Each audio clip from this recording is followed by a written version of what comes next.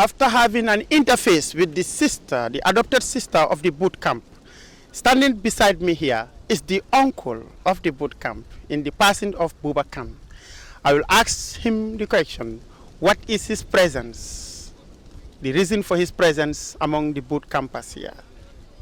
Yes, Thank you. Mr. Thank you so much for that question. I think generally they all adapted to call me uncle because perhaps the age difference. But notwithstanding, I decided to join them because of my own personal benefit.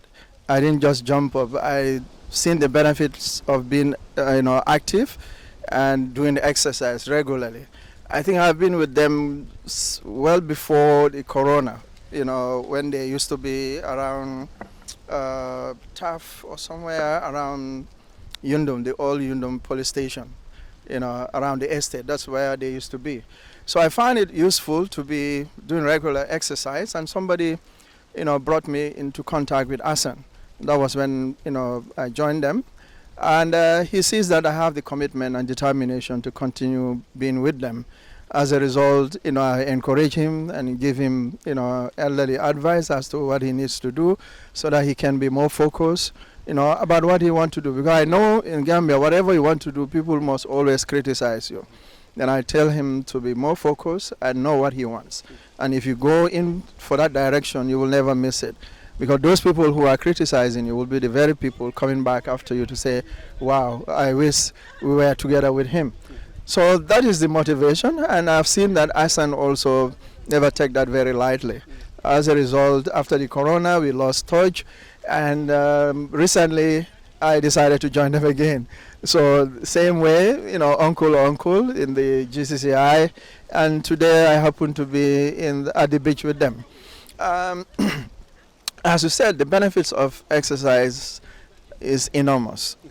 One cannot tell how much of benefit you can derive from exercise. Your muscles need to be active, because otherwise you would not, be healthy as much as you would want. I used to take, cue from the then president of South Africa, Nelson Mandela, when he was in Robben Island. All his time in prison, he was doing his regular exercise. As a result, at the time he was released, comparing his age with other people, you would think this guy, did he come from another earth or another planet? So it's all as a result of being active, being, moving up here and there. So that alone is a motivation. Added to that, if you want to reduce your medical bills, I tell you, exercise. Because that way you will save costs, you will save energy and resources on yourself as well as your family. Because when you fell sick, your family bears the burden. So as a result, you will save them that trouble of taking after you. Nobody prays to be sick. Everybody gets sick. But the velocity is different. That one who exercises and the one who doesn't exercise, you can tell the difference. So that is my motivation. It's a personal experience. I went to the level of being a borderline diabetic patient. And somebody advised me, look, forget this medication, go and walk. So I decided to trek. The first time I trekked 10 kilometers, I went to Marrakech, a bag, and I do that every week. I see my blood level, sugar level started dropping down, up to 5, up to 4. So I couldn't believe it. So I said to myself, why kill yourself on medication when you can do a natural, cure for yourself? So that's what keeps me going. But with my work, at times it's difficult to keep the momentum. But I try as much as possible. Whenever I have time, I join the guys. I train with them, regardless of what people will say. Oh, look at him following young kids here and there. But I know what it means to me. It's not to them, but to me. So that's what's kept me going. And I thank Asan Bootcamp for all the efforts, for all the determination, and for keeping on going. That is the spirit. If he were somebody else, he would have dropped off and said, I'm not getting anything out of this. But he stays to his commitment, he stays to what he desires, and he has passion for it. And considering your age with that of the other people, that the participants in the camp, you'll see that, there is a very big gap. So what is your relationship between you and them individually and as a group? because seeing yourself among very little people that are even your children, who can be your children, your sons and daughters. So what that how is the level of partnership, your relationship with them? Yeah. I think it's all mutual respect, because they say respect is earned. You don't just jump up and get respect, you earn it. For myself, I appreciate all of them because they all look up to me as an uncle, and that means a lot. Not just by name, but by your composure, by the way you carry yourself. So that for me is important, and I also take them to be such, and oftentimes if I'm going home, I give some of them ride, and we have a nice conversation in my vehicle, so that keeps the relationship very informal and very healthy, and they look up to me as the word is, as an uncle. As you said, some of them as young as maybe my firstborn. So that for me, age is even a number. So you can interact with anybody so long as they know their limits and you know your limits, and that's what keeps me going. I consider them to be part of me, part of the boot camp, and together we can make a difference. And I think I'm also a motivation to them, because even today we were walking, somebody said to a young lad to say, look at you, you are tired. Look at uncle, he's still walking very fast. I said, okay, that is kudos to me. So I said, well, this is part of it. Something that you're doing, don't look, low upon yourself. Always carry yourself with self-esteem, and encourage others to do the same. And that's what I've seen them do, and I appreciate that very well. Yeah, so together we can keep going. Okay. Also, perhaps this final question, that is, to what do you have to say to people that are of your age or of your busy because you have already said that despite the fact that you are busy, at work, but still you have dedicated some time for this training. So what would you tell to people that would say, yes, I am old, I am very old, I cannot do this, or I am very busy at work, I cannot do this thing? What can you tell them? How can you advise them to schedule themselves for this? Yeah, I think that's very important, because everybody, with the years you get older, and you get weaker. But with somebody who exercises, the rate at which you get weaker, is quite reduced. I want to believe that, and everybody who sees me would know that, I had to, spare some time, for this exercise, for whatever reasons, one of which is work. At times you have to go to work to feed your family. But nonetheless, as I've said, exercise would cover up a lot for you, in your time of need. And if you do not spare this time will spare you. And to them, I would say, get up, be active, and save your life. Everybody would die one day, but one needs to keep yourself healthy at all times. That is your responsibility. You owe that to yourself, and you owe that to the people around you, your family, because nobody would want to have a sick person to be carrying all over. And nowadays I've seen Gambia has been grounds for a lot of diseases, diabetes, high blood pressure, and many others that could easily be avoided by just regular exercise. So I urge them to come up, to team up with us and Bootcamp and Marodi exercise in whatever ways that you can do. Keep yourself active. I think it's important. So the call is to everybody, every Gambian, every adult or young or old, so long as you are active, keep being active. And if you don't, please start now, because that is important. It's an important message to all of them. Because if you don't do it now, time will waste you. Indeed, if you don't do it now, time will waste you. That was Uncle, the uncle of the boot camp. This is Yakoli, administrators and the top-notch members of the Asan boot camp. I will have an interview with him to ask him the rationale behind them coming today to the beach side. Yes, Yaya. Why the beach? Thank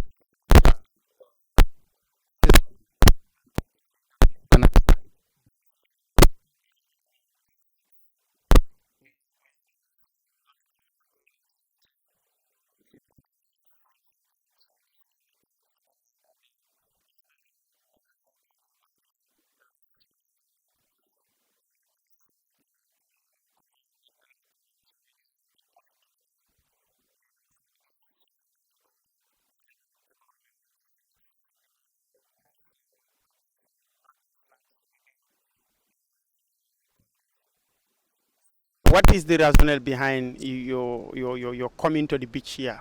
Your beach today for today. What is the what is the rationale?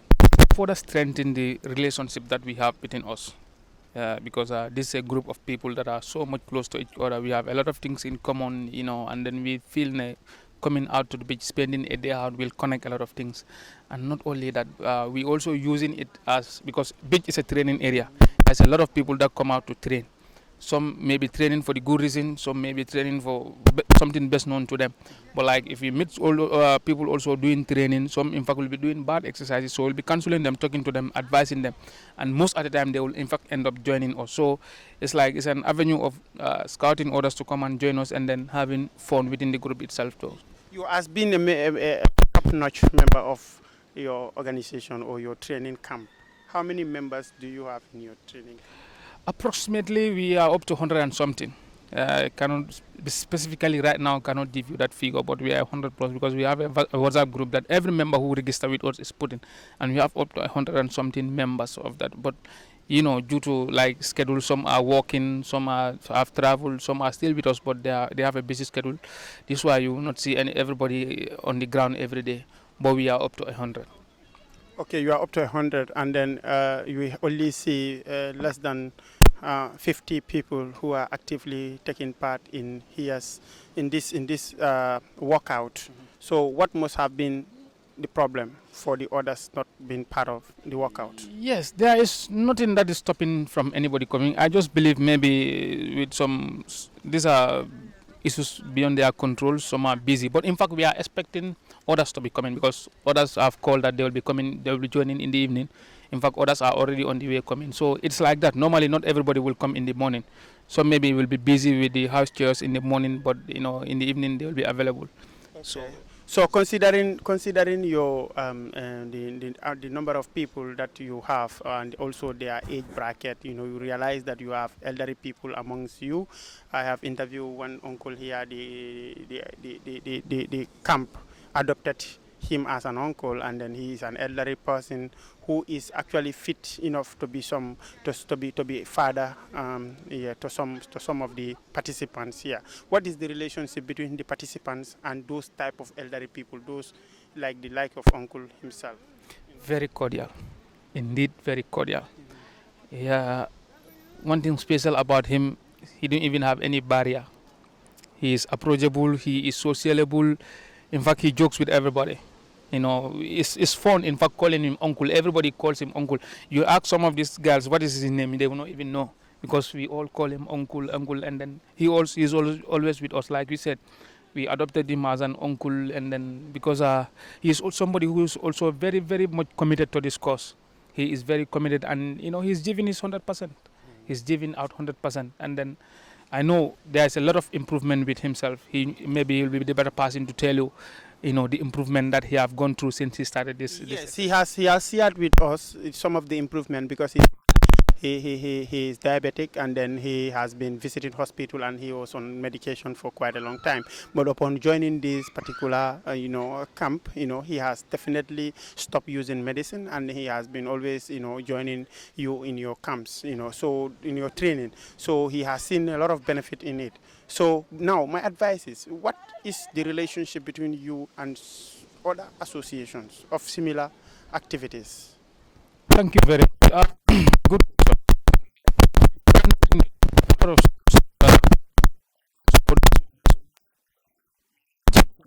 We have Work for Health main chapter. That is the Gambia the main chapter. They goes from Stadium to Banjul. Work for Health Brikama chapter from the customer we join. Modest Fitness just opened not long ago around the Bruceby roundabout. So, and then just to name a few, Fajara Barracks, we are partnering with them. There's a gym center that we normally have programs with them likewise. So we targeted a lot of gym centers that we visit time to time, see some expertise, because this is training, you cannot know everything. At times you go to a certain gym center, you see something new, you come and adopt it. You invite somebody to a training ground, he come and see something new, he go and start adopting it at his own end. So this is what we are doing with a lot of training teams. We see how best we can make sure the importance is felt all over. Yeah, because people exercise as an option, not a necessity. So we want it a necessity. Not an option. Okay, all right. So we've seen that, as being one of the administrators of this training activity or training center. So what are some of the device that you use to knowing that people who are in the participant, the membership are progressing in their training? Like for instance, do you have any data that you record of people who join, and then the time they were joining, the level of their health, and then that of, as they progress in the training, with the benefit that they would see? Do you have those data? Because one of the people I have interviewed here, a prominent member of the group, that is the group sister, the training activity, the training camps sister, that is MJ.